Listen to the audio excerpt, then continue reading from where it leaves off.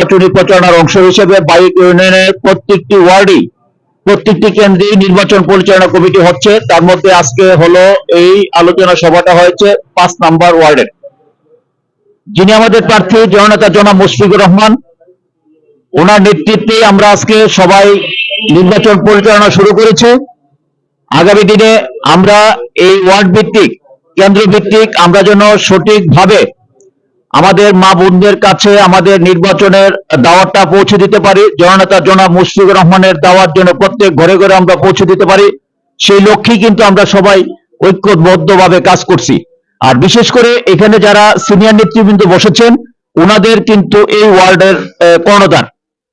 কাজেই আমি আশাবাদী অন্যান্য যে ওয়ার্ডগুলো আছে তার মধ্যে সবচেয়ে গুরুত্বপূর্ণ হলো এই ওয়ার্ডটা, এই সেন্টারটা, এবং অন্যান্য জায়গার চেয়ে আমাদের সাথে দেন দরবার না হয়, তারা বুঝাইয়া পারলে ভোট নিয়ে যাক, আর আমরা পারলে আমরা ভোট নেবো। আমরা তো চিন্তা করে দেখলাম, আমরা যে কমিটিটা এখন করতেছি, কমিটির পরিবর্তে ভোট দিলে আপনার ভোট বিপুল ভোট হয়ে যাবো।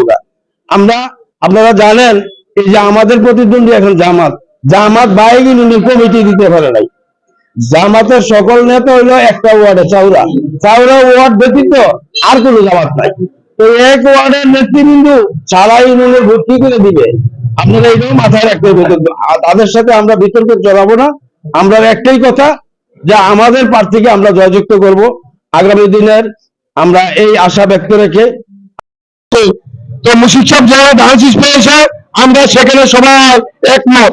তো আমরা প্রত্যেক ওয়ার্ডে 9টা ওয়ার্ডে 9টা কমিটি করতেছি। সেই কমিটি হচ্ছে নির্বাচন পরিচালনা কমিটি। এই কমিটির মাধ্যমে আমরা 100 থেকে 300 লোক দিতে পারবো, কিন্তু এই কমিটির মধ্যে 20% শতকরা মহিলা দিতে হবে। প্রত্যেক গ্রামে 20% মহিলা দিতে হবে।